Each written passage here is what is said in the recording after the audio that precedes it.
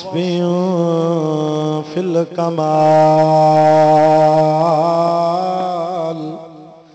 ला शरीक लहू वला नज़ीर लहू वला मिस्ल लहू वला मिसाल लहू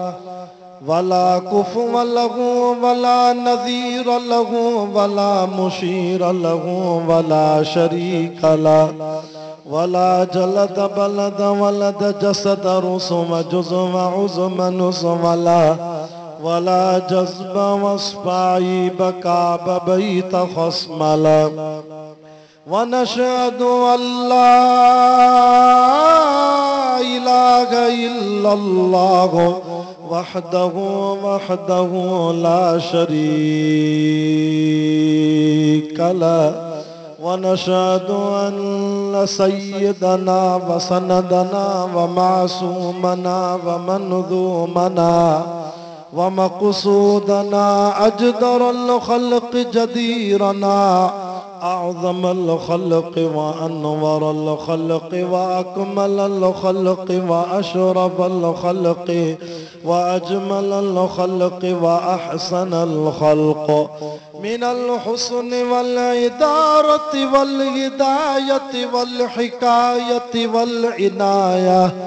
अअलाना व अजलाना व अतक़ाना व अजहदना व अज़हदना व अकबरना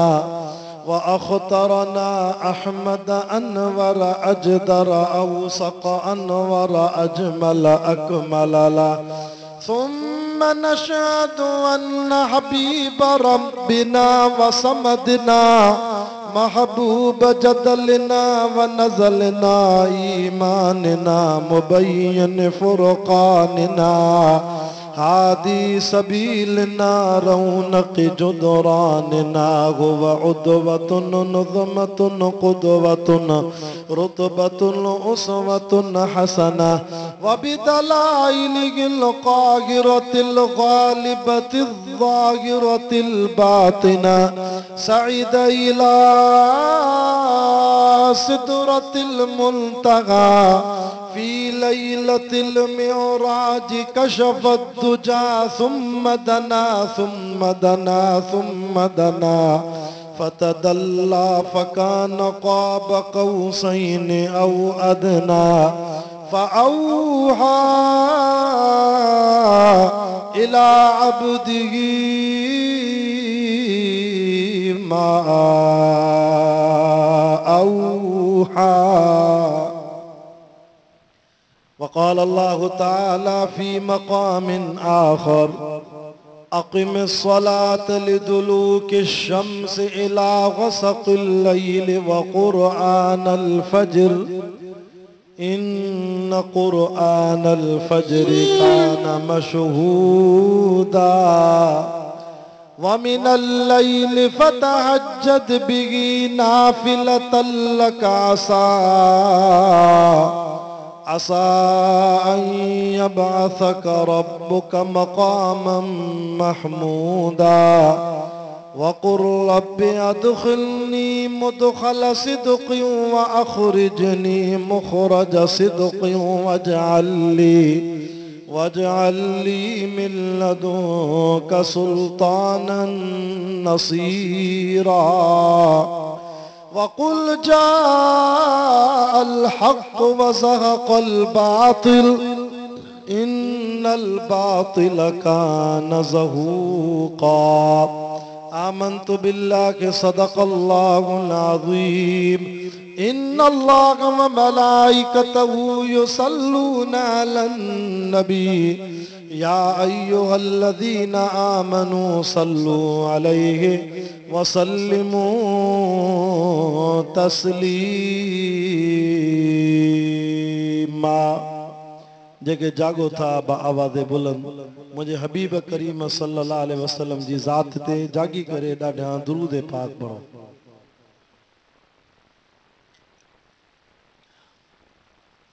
अल्लाहुम्मा सल्लि अला मुहम्मदिन नबील उम्मी वाला आलिही वसल्लिम तस्लीमन दाइमन अबदन अबदा सारी रात जागी जिन याद कयो सुबहान, चो न सुबहान अल्लाह।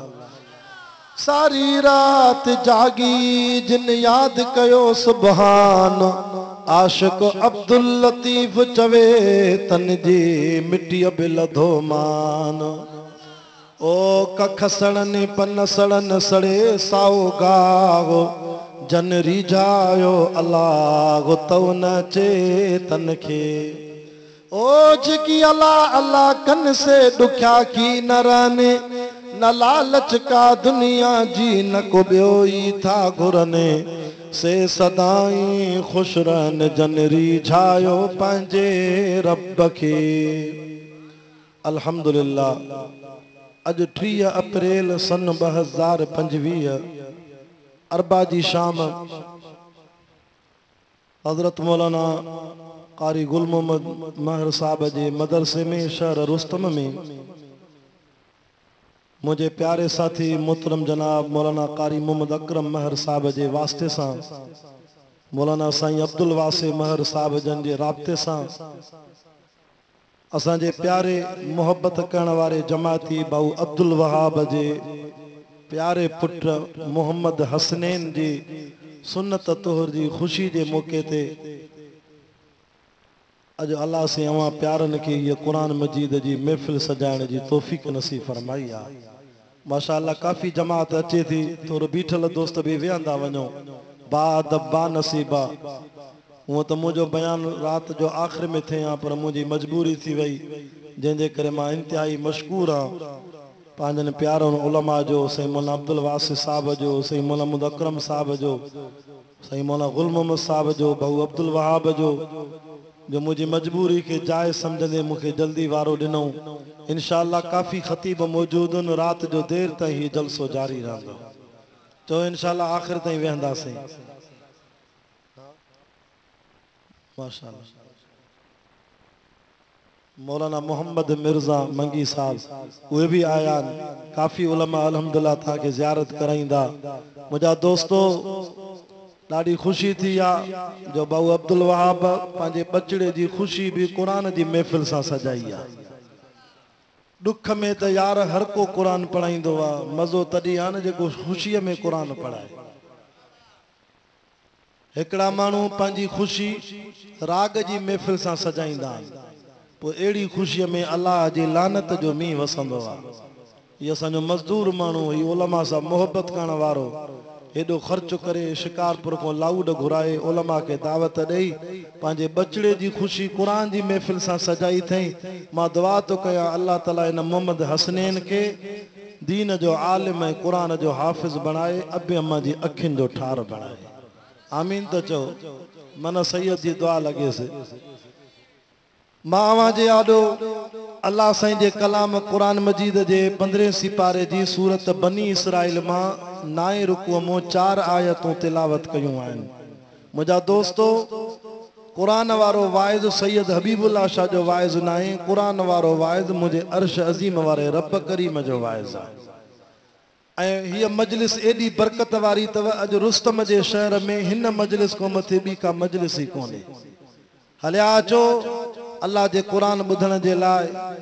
फरमायो रसूलुल्लाह सल्लल्लाहु अलैहि वसल्लम त जंहिं मुसलमान कुरान जी हिकिड़ी आयत के आलिम जी ज़ुबान मां समझी त उनखे 100 रकात नफ़ल जो सवाब आहे। अॼु हिन बयान में अवां शाह साहब जी ज़ुबान मां 4 आयतूं समझंदो, वरी मुखां बाद मौलाना अब्दुल वासिर साहब जो बयान थींदो, मौलाना उबैदुल्लाह चन्नो साहब वेठो आहे उनजो बयान थींदो, मौलाना रियाज़ अहमद सुमरे साहब जो बयान थींदो। माना रात जो काफ़ी उलमा जा बयान थींदा, तव्हां कुरान ॿुधंदा वेंदो, समझंदो वेंदो, घर वेंदो त मलाइका तव्हांखे 1000 रकात नफ़ल जो सवाब लिखंदा। अचो त मां तव्हांखे कुरान समझायां। अल्लाह से पंहिंजे कलाम कुरान मजीद में फरमाए अक़िम सलात लिदुलूकी शम्स इला ग़सक़िल लैल। हथ मथे करे जो कुरान सच्चो आ, जेको खणी आयो उहो मलाइक जिब्रील भी सच्चो आ। कुरान जे सोने मोहम्मद जे क़ल्ब ते लथो, सोनो मोहम्मद भी जो सच्चो आ। कुरान जै शहर में आयो मक्के मदीने में उहे शहर भी सच्चा। कुरान जै मोकिलियो रब्बुल आलमीन उहो रब भी सच्चो। अल्लाह पंहिंजे सोने के फरमाए तो अक़िमिस सलात,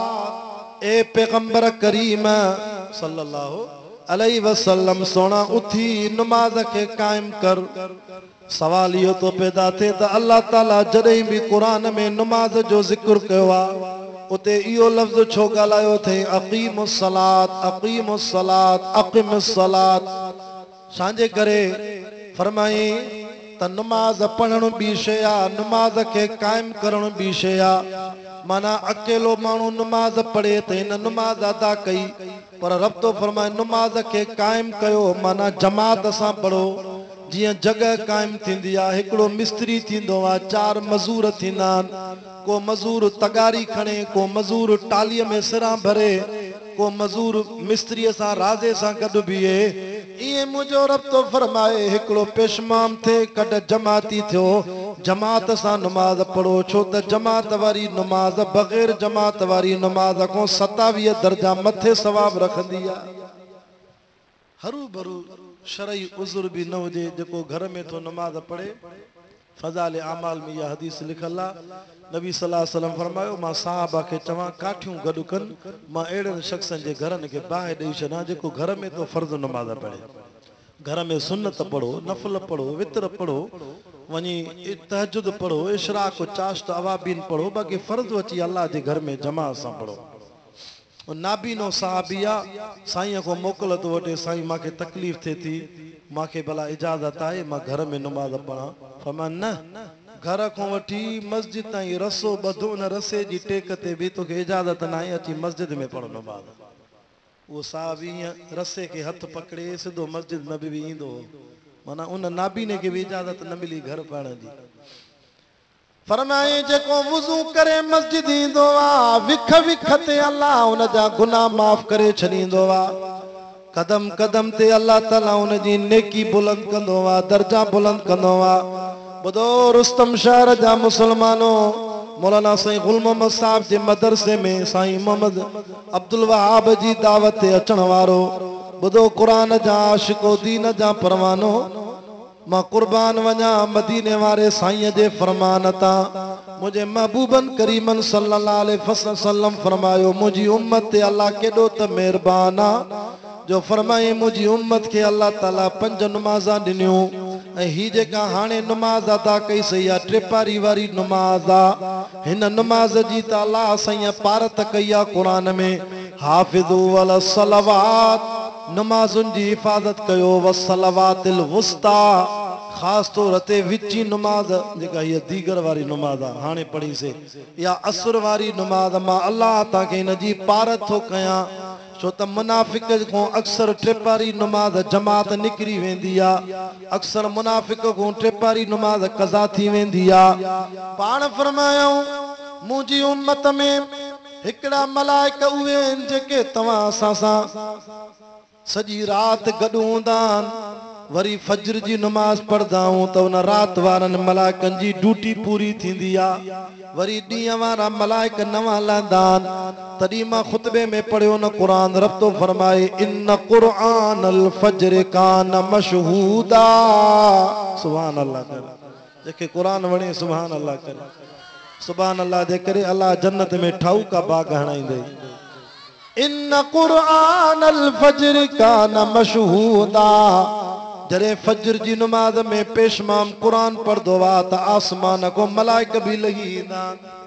इमाम जो कुरान ॿुधंदा आहिनि। पोइ राति वारनि मलाइकनि जी ड्यूटी फज्र ते पूरी थींदी आहे, वरी फज्र तो जेके मलाइक लथा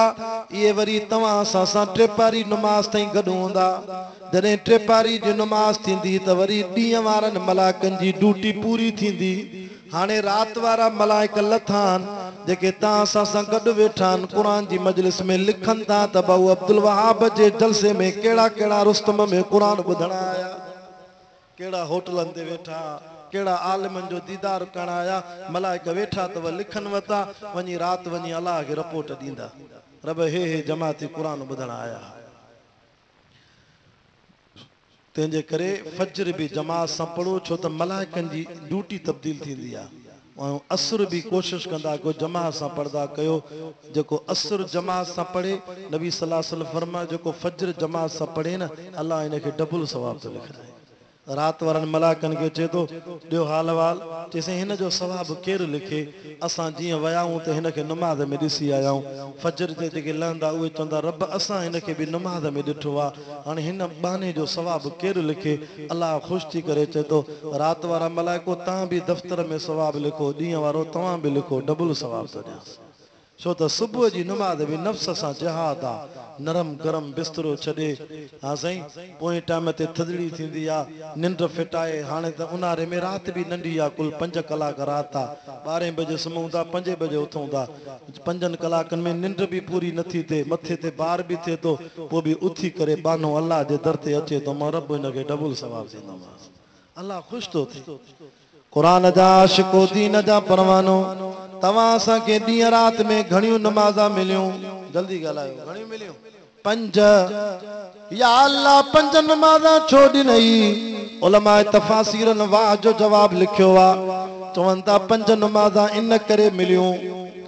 इन करे 5 नमाज़ा मिलियूं छो त अल्लाह साईं हर इंसान जे जिस्म में हवास बि 5 रखिया आहिनि। घणा ॻाल्हाईंदा हलो? 5 हवास अथव। या अल्लाह कहिड़ा? जे नंबर पहिरों अखियूं ॾिनियूं माव, अखियुनि में ॾिसण जो हवास आहे। हीअ अखि थी त आलिमनि जो दीदार थो करे, अखि थी त क़ुरान जो दीदार थो करे, अखि थी त अबे अम्मा जे चेहरे जो दीदार थो करे। मुंहिंजे महबूब फरमायो त 5 शयुनि जो दीदार बि इबादत आहे। साईं कहिड़ियूं? फरमाया नंबर पहिरों काबतुल्लाह जो दीदार,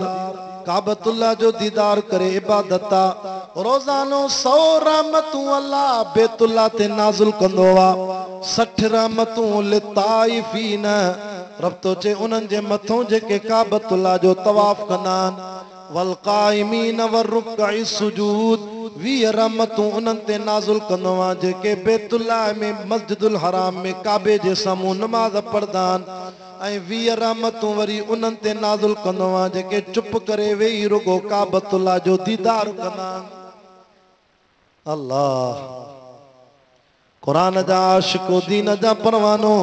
हिकु बैतुल्लाह जो दीदार, ॿियो क़ुरान जो दीदार, टियों पीउ माउ जे चेहरे जो दीदार। घर वेठे हज उमिरे जो सवाब मिलंदई।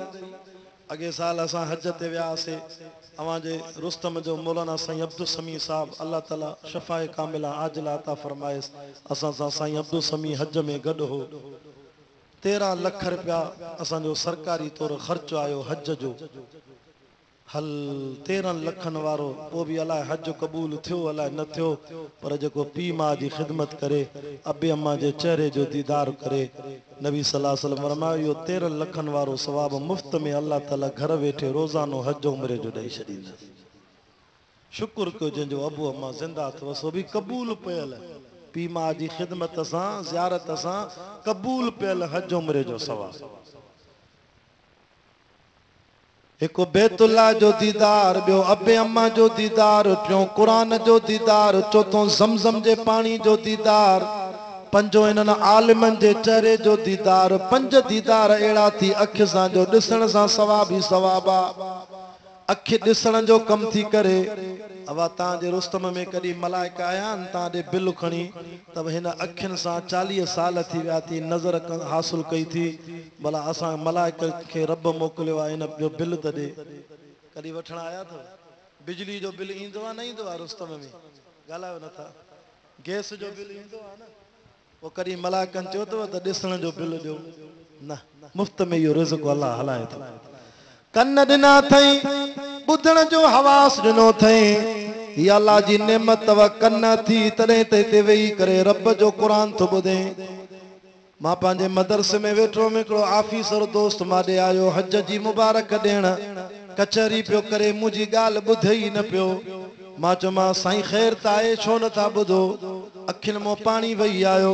ईअं खीसे मां 100 रुपयो कढी मूंखे चई शाह साहब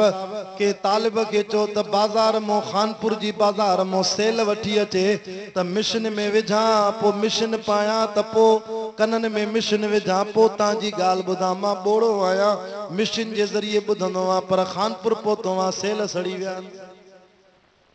मां जी अखिन में पानी अची वियो मां चो हल केडी त अल्लाह जी नेमत आ सांजी मिशन सांजा सेल पया बुधऊं था ओ हमरा तेसी ताई कचहरी न पियो करे सके साईं मिर्जा जेस ताई सेल न आया ओयो भी मुझो नाले भाई उस्ताद हबीबुल्लाह खोखर चंद्रकोट वारो मिशन में सेल विधान वो वे कचहरी कई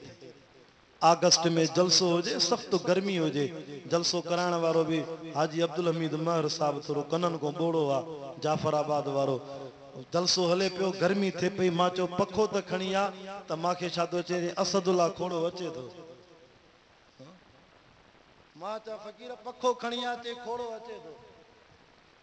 वरी चे बाबा गर्मी थे थी चे बबलो किरास करे आवा जान पोतो ओ माके जमातन जो साईं ता के खबर ना है फकीर बोड़ो आ ता जी गाल समझे न तो जरे ही इशारे ते चो मां हे खणी आ वेंजणो पो गाल समझ में आया बूढ़े मानू जो यो हाल आ शुक्र अल्लाह ताला असा के बोड़ो न कयो या भी नेमत तव अखिन सा दिसण जो हवास दिने कनन सा बुधण जो हवास दिने रब तो फरमाए टियों हवास वरी नक दिनो माए जेमे सिंघण जो हवास आ नक बुधाए तो त मूसे जे घर हलवो थो पचे यो नक बुधाइंदो आ त पाड़े में बिरयानी थी पचे नक बुधाए तो त पाड़े जे घर में देसी कुकुड़ थो पचे नक बुधाए तो त हिन शे में खुशबू आ हिन शे में बदबू आ या अल्लाह ताला हवास रखियो असा जे जिस्म में नक में या नेमत रखी दई वरी चौथे नंबर ते फरमा मां तो के छुअण जो हवास दिनो आ ये हथ बाह कम करे थी रत दौरो करे थी पांजी घरवारी सा हक अदा करे तो जिस्म ते हथ रखे तो यो हथ छुअण जो हवास रखे तो पर जे अल्लाह नाराज थी पवे रब माफ करे पासे जे पासो या अधरंग जी बीमारी दई छड़े खोड़ मानुन के ये अधरंग थी वेंदो आ ब्लड प्रेशर जे करे त बाह कम न कंदी आ रत दौरो न कंदी आ अल्लाह सही शल इन बीमारी को तवा सा के बचाए चार हवास दिसणो बुधणो सिंघणो छुहणो पंजे नंबर ते अल्लाह से फरमायो माता के जुबान दिनी आ जेमे चखण जी नेमत आ जुबान बुधाए थी त नारंगी जो मजो बियो आ हाने गिदरन जी मौसम आ जुबान बुधाए थी त गिदरा कपाइंदा हो न गिदरे जो मजो किया जुबान बुधाए थी त हिंदाणे जो जाको बियो आ जुबान बुधाए थी हां त साईं बिरयानी में मजो बियो आ सयन में मजो बियो आ मौलवी गुल मोहम्मद को पूछो त हलवे में मजो बियो आ ये जुबान बुधाए थी अल्लाह जो नेमतूं आहिन जणो जुबान भी असा जी हिकड़ी लेबॉरेटरी आ बुधाए थी त ही भाजी हाँ सही लूण वारी आ या मिर्चन वारी आ या सही तैयार थियल आ जुबान फैसलो थी करे अल्लाह तो चे दिसो मां तवा के पंज हवास दिना दिसणो बुधणो सिंघणो चखणो छुहणो हाने न पंजन हवासन जो मां अल्लाह के सदको दियो साहब अर्ज कयो या रसूल अल्लाह असा मिस्कीन गरीब काडो रब के सदको दई सकना से फरमा मुजी उम्मत ते अल्लाह मेहरबान आ भला बियो को सदको इन नेमतुन जो बिल नथा दई सको अल्लाह तो चे फजर जोर असर मगरिब इशा पंज वक्त मां रब जे सदते हयाल सला जे सदते अची जमात सा नमाज पढ़ो त मां अल्लाह के नन पंज नेमतुन जो सदको मिली वेंदो तड़ी त आवाज दई सद करे चवे तो अल्लाह अकबर मां अल्लाह सब खां वडो थमाए अशहदु अल्ला इलाहा इल्लल्लाह जे रब जे तौहीद जो कलमो पढ़ियो थी हया कर वो तो सद करई अशहदु अन्न मुहम्मद रसूलुल्लाह वरी महबूब जो वास्तो दई सद तो करई हय्या अल सलाह अचो नमाज ते हय्या अल फलाह अचो कामयाबी ते अचो कामयाबी मस्जिद में आ नमाज में आ वरी सद करे चवे तो अल्लाह अकबर तुझे दुकान का तुझी मोबाइल का तुझे यारन जी कचहरी को मां रब जो नालो मथे आ ओ बाना 24 कलाकन मो हिकड़ो कलाक त मां रब के दे 15 मिनट फजर में लगदान 15 मिनट जोर में 10 मिनट असर में 15 मिनट मगरिब 15 मिनट इशा में मुझा बाना हलिया मुझे दर ते अच रुगो हिकड़ो कलाक मां घुराए तो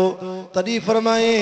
त इन 24 कलाकन मो हिकड़ो कलाक रब के दियो न त क़यामत जेडी वमन आरज़ान ज़िक्री फ़इन लहू मईशतन ज़ल्का व नशरुहु यौमल क़ियामत आमा सॼो ॾींहुं माल जे कढ दुनिया जे कढ मुंहिंजे रब जे सॾ ते न आयो मईशत जे हूंदे सुकून न ॾींदोमांसि कंहिं महिल फोन ईंदसि त तुंहिंजो खंड वारो टालो किरी पियो थी कंहिं महिल फोन ईंदसि त तुंहिंजे पुट जी जंग भॼी पई थी कंहिं महिल फोन ईंदसि त फलाणे वापार में नुक़सान थियो थी माना माल हूंदे बि सुकून न ईंदसि निंड न ईंदसि हाँ एॾो दुनिया में मस्तु थी वियो मुंहिंजे सॾ ते न आयो फराइज़ के पूरो न कयईं उथंदो त क़यामत जे ॾींहुं अखियुनि वारी नेमत खसे अंधो करे उथारींदोमांसि पोइ रोई करे चवंदो काल रब्बि लिम हशरतनी आमा मौला मूंखे अंधो छो कयो थी वक़द कुंत बसीरा मां त अखियुनि सां ॾिसंदो हुअमि रब चवंदो काल कज़ालिक ततक आयातुना फनसीतहा तूं असांजी आयतुनि खे ठुकराए असांजे क़ुरान खे पुठी ॾेई विसारे छॾे वकज़ालिक यौम तुनसा अॼु असां तोखे विसारे छॾियोसीं तंहिंजे करे 5 वक़्त नमाज़ पढ़ ते न 5 नेमतुनि में अल्लाह ताला बरकत कंदई हिकु ॾिसण वारी नेमत ॿी ॿुधण वारी टियों सिंघण वारी चौथों छुहण वारी पंजो चखण वारी वरी सवाल तो पैदा थिए या अल्लाह 5 नमाज़ा छो ॾिनई चए तो 5 नमाज़ा इन करे ॾिनियूं जो मां रब तव्हांखे 5 नेमतूं बि ॾिनियूं ॿियूं या अल्लाह कहिड़ियूं नेमतूं चए तो रोटी कपड़ा मकान मां रब तव्हांखे मानी बि खारायां थो नाश्तो कयो था मांझा थो कयो था राति जी मानी खाओ था सिंधीअ में चवंदा आहिनि जंहिंजो खाइजे तंहिंजो ॻाइजे खाओ रब जो वरी सजदो मांखे न कयो वरी मुंहिंजे सॾ ते न अचो मानी मां थो खारायां तव्हांजी कणक हाणे तैयार थी आहे कणक कंहिं पचाई हथ मथे करे ॿुधा अफराइतुम मा तहरुसून अअंतुम तज़रऊनहु अम नहनु ज़ारिऊन बिज तव्हां छटींदा हो भाण तव्हां विझंदा हो ज़मीन खे हर तव्हां ॾींदा हो पर तव्हांजी कणक खे पचाइण वारो केरु आहे हाजी इमदादुल्ला चवंदो आहे न करे कमनि पंहिंजनि में पंहिंजी सिधाई बिना मशवरे जे बणाए खुदाई सॼी ख़ल्क उन दर करे थी गदाई बादल भरजे रहमत जा मींहं खे वसाया सो अल्लाह अल्लाह वा चेतो जिने डांद न बिजो तनी आसरो तुंहिंजो अवल दे उन्हनि खे पोइ उभारे सिजो अरे तोखों त झंग जा जानवर भी भला जेके मुंहिंजी तारीफ़ था कनि नबी सल्लल्लाहु अलैहि वसल्लम फरमाया त बेनमाज़ीअ खां त इहे घरनि जा जानवर भी भला फरमाया मैं भी नमाज पढ़दी आ गऊ भी नमाज पढ़े हां सही फरमाए त बकरियूं शेला घटा रिढा ये भी बेनमाज़ीअ खां भला नमाज त पढ़दा साहबा हैरान थी विया सही ही हलाली जानवर उठ डाचियूं बकरियूं शेला घटा रिढा ये कीअं नमाज पढ़दा मुझे महबूबन करीमन सल्लल्लाहु अलैहि वसल्लम फरमायो तफासीर कुरान मजीद जा लिखंदा फरमायो त जानवरन के अल्लाह क़याम न ॾिनो सजदो न ॾिनो अतहियात न ॾिनो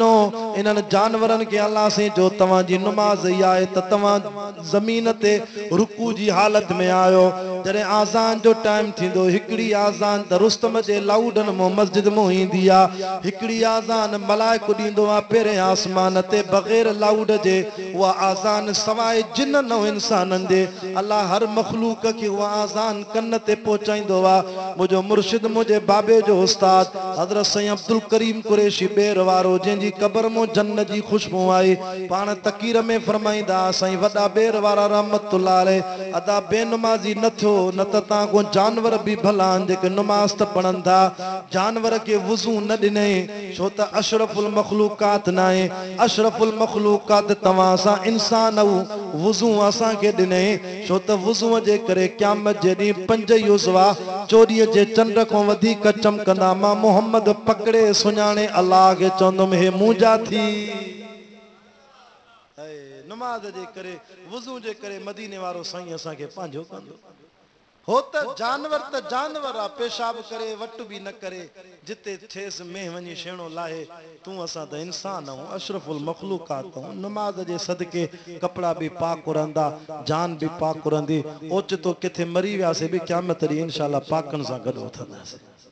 सही थो चवां ग़लति बेनमाज़िन जी त कांच ई पलीत हूंदी आहे बेनमाज़ी पेशाब कंदा आहिनि वट ई न कंदा आहिनि बलोचिस्तान में मां तकीर कई हिकिड़े उथी चयो साईं शाह साहब सही थो चए असां निभागा बेनमाज़ी करी करी घर वारनि जा हक़ बि 3 ॾींहं नथा लायूं तड़ो पोइ था लायूं या नमाज जी बरकत जो मानू तड़ो करे वरी फजर जो पेरी सिफ में वेठो आ पाक साफ न त जे तड़ भी बटन नी जा गले दा लाई पलीती तदे त पोते जिन भी घणा वठंदा न पलीत मानू के जिन हमलो कंदो आ खुदा जो कसम नमाज जी बरकत आ जो सखर वणो भी पाक खैरपुर वणो भी पाक सजी सिंध घुमो भी अल्हम्दुलिल्लाह नमाज ते नमाज पढ़ंदासी टाइम थींदो इन नमाज जे सदके असा जा कपड़ा भी पाक जान भी पाक मौत आयो त क़यामत दी पाकन सा गड वठंदासी हां फिक्र थींदो न ख्याल थींदो न जिते भी विंदो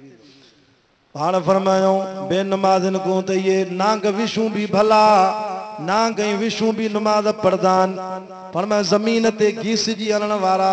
जानवर माकोड़ा जीत किविलियूं ये भी बेनमाज़ीअ को भलियूं ये भी नमाज पढ़दियूं साहबा हैरान थी विया या रसूल अल्लाह जीत जना नांग विशु भलाऊं ये की नमाज थी पढ़न फरमाया जेके घिसजी करे जमीन ते जानवर हलदान इनन के अल्लाह ताला सजदे वारी नमाज दिनी आ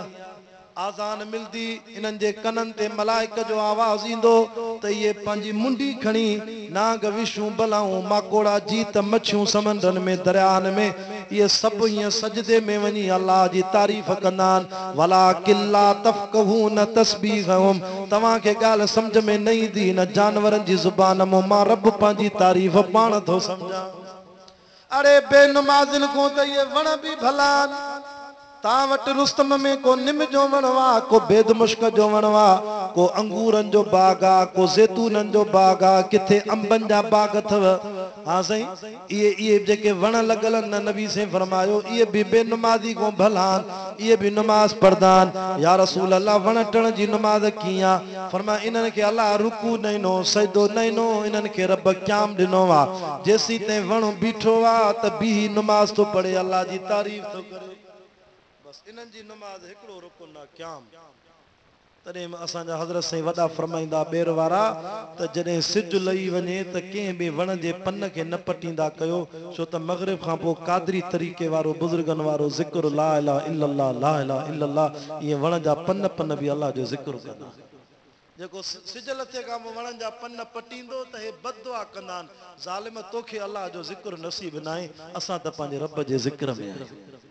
तोखे समझ में नहीं इंदी अल्लाह जे रसूल जो फरमान सच्चो आ रब इनन जी जुबान मो तारीफ समझे तो वण भी भला बेनमाज़ी को पाण फरमा मुजी उम्मत में अल्लाह जे दर ते जबल भी नमाज पढ़दान या रसूल अल्लाह जबलन जी नमाज केड़ी आ फरमा जबलन के क़याम कोने रुकू कोने सजदो कोने इनन के अत्तहियात वल जिबाल औतादा जबलन के जणो रब जमीन ते या अत्तहियात जी सूरत में खेड़े विहारे छडियो आ पो नमाज जो टाइम थींदो आ त जबल अत्तहियात वारी नमाज पढ़ी रब के याद कंदान पाण फरमायो तमाम आसमान जा मलाइक भी डिठा चैन आंगुरन जेतरी जगह खाली कोने मुकम्मल आसमान भरला के रुकू में के सजदे में के क़याम में के जलसे में के अत्तहियात में वेठान फरमायो अल्लाह के ताजी नमाज जी परवाह नाए रुस्तम वारा मता चणे तमा अल्लाह ते थोरो करे आयम नमाज पढ़ियाम ना हुन जे दर ते 24 कलाक नमाज हले थी जेके क़याम में बीठान मलाइक जडी को बीठान त क़यामत जे सुबह ताई बीठा हुंदा छो त न उनन के मानी जी गणती मलाइकन के न मानी न शादी न गमी न निंद्र मलाइक बीठान त पिया बीठान असा 2 कलाक रुकू में बिहूं चेल में सूर पंदो किरी पंदासे नबी से फरमायो जडे को बे नंबर आसमान जा मलाइक अल्लाह बिहार रुकू में हियर भी बीठान व नुफिख फिस्सूर फसैक क़यामत ताई बीठा हुंदा अल्लाह जी तारीफ कंदा अल्लाह की केड़ी परवाह असा जी नमाज जी यो असा जे मतो अल्लाह जो थोरो आ जो पंजे दर ते घुरावे तो हां खुदा जो वडेरो नाराज थींदई बंगले तो धिको देई छडींदई अल्लाह नाराज थींदई त मस्जिद मो धिको देई छडींदई दुआ कयो सजी जिंदगी अल्लाह मस्जिद सा ताल्लुक नसीब फरमाए तेजे करे नमाज जी पाबंदी कयो जरे हिन उम्मत जो वारो आयो तवज्जो को टाइम मुख्तसरा मुखे भी परे सफर ते वणो वा अल्लाह अकबर कबीरा हिन उम्मत जो वारो आयो त रब फरमायो ओ मुझा हबीब तुझी उम्मत जामे उम्मत आई सभनी को आखिर में आ पर जन्नत में सभनी को अग में वेंदे नबी भी सभनी नबियन जो सरदार इन उम्मत जो जुम्मो सभनी ॾींहंनि जो सरदार रमज़ान महीननि जो सरदार लैलतुल क़द्र सॼे साल जे रातिनि जी सरदार क़ुरान सभनी किताबनि जो सरदार उम्मत सभनी उम्मतुनि जी सरदार त पोइ हिननि खे नमाज़ भी उहा ॾिनमि जंहिंमें रुकू भी आ सजदो भी आ क़याम भी आ अत्तहियात भी आ जलसो भी आ हाणे तुझो उम्मती बरकाता फर्ज नमाज पढ़े फजर जी इन कुरान अल फजर कान मशहूदा रुगो फजर जो बरकाता पढ़े 18,000 मखलूक जी नमाज जो सवाब हिकड़े पासे तुझे उम्मतीअ जे 2 रकातुनि जो सवाब ॿिए पासे।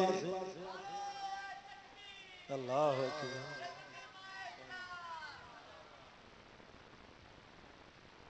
चओ इंशाअल्लाह 5 वक्त पढ़ंदासीं पक्को इरादो कयो। 5 नेमतूं ॿुधायूं हिकु रोटी ॿियो कपड़ा। अबा हे कपड़ा पातल अथव न शुक्र करे हिकिड़ो जोड़ो पातल थी 20 जोड़ा घर पिया थी इस्त्री थियल के सेफ में के पेटीअ में के मशीन में पिया हूंदा त माई धोई ॾींदी। हा साईं इहा अल्लाह जी नेमत न आहे। फलस्तीन वारनि ॾे नज़र कर त इसराइल ज़ालिम बम धमाका हणी उन्हनि जा घर तबाह करे वेचारनि जा लटा कपड़ा सड़ी विया। फलस्तीन जा मज़लूम मुस्लमान हिकिड़े जोड़े में ज़िंदगी था गुज़ारनि। शुक्र नथो करे अल्लाह केॾी नेमत ॾिनी आहे। खुदा जो कसम तोखे रहण जे लाइ जाइ ॾिनी अथई मकान पंहिंजो घर हुजेव न पोइ भली झूपड़ी हुजे न पंहिंजो घर आहे। मसवाड़ वारे घर खां पंहिंजो घर बि अल्लाह जी नेमत आहे। ॾिस त सयूं फलस्तीन जे मुस्लमाननि जो हाल घर उन्हनि जा शहीद थी विया पट ते वेठा आहिनि अहिड़ी गर्मीअ में। दुआ कयो अल्लाह ताला मज़लूम फलस्तीनी जी मदद फरमाए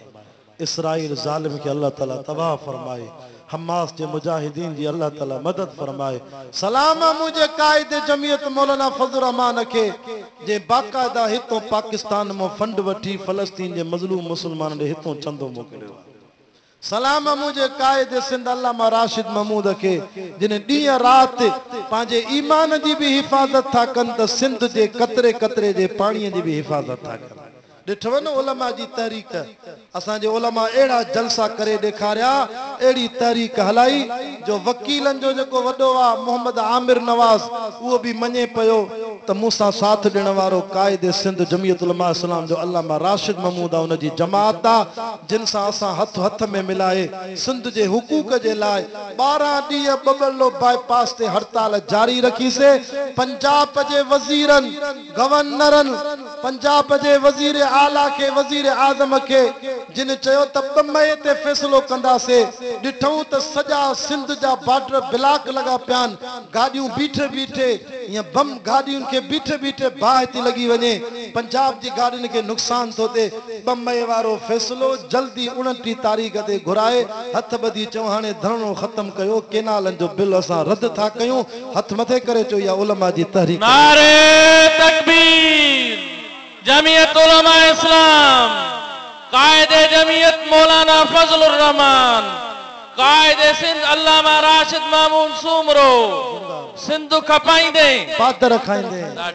सिंधु खपाईंदे सिंधु सुकाईंदे पादर खाईंदे सिंधु सुकाईंदे पादर खुदा जो कसम आहे हिन मुल्क पाकिस्तान जे आज़ादीअ में भी असांजे उलमा देवबंद जो किरदार आहे। जीअं मुंहिंजो शहीद अल्लामा ख़ालिद महमूद रहमतुल्लाह अलैह अल्लाह उनजी क़बर ते रहमत करे सॼी ज़िंदगी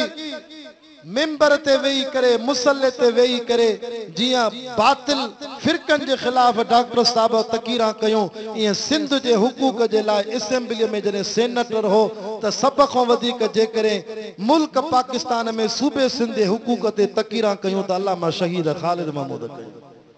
वरी अल्लाह से उनके कबूल कयो। वरी उनके जवान पुट अल्लामा राशिद महमूद के रब उहा बसीरत दिनी जो चंगा भला जेके कल कलो कोरी बाऊ राशिद के गारियूं दींदा हा अज जरे हे बिल पास थी वियो ऐं अल्हम्दुलिल्लाह सिंध जे केनालन जे खिलाफ तहरीक उलमा जी कामयाब थी। उहे मानू अज राशिद जा हथ था चुमन। वे मानू उलमा अजो राशिद के अदरक था पारायन टोपियूं ता तोहफे में ॾियनि पेशानीअ को चुमियूं था वठनि उमरकोट ऐं बदीन जे पासे गैर मुस्लिम औरतूं हिंदुनि ऐं वाणियुनि जूं उहे बि पंहिंजी ज़मीन ते जेके गिदरा ऐं हिंदाणा पोखे उहे बि नारा थियूं हणनि त असांजो क़ाइदा त इहो अल्लामा राशिद महमूद आहे जंहिं असांजे पाणीअ जी हिफ़ाज़त कराई जो असांजूं ज़मीनूं अल्लाह सां आबाद करे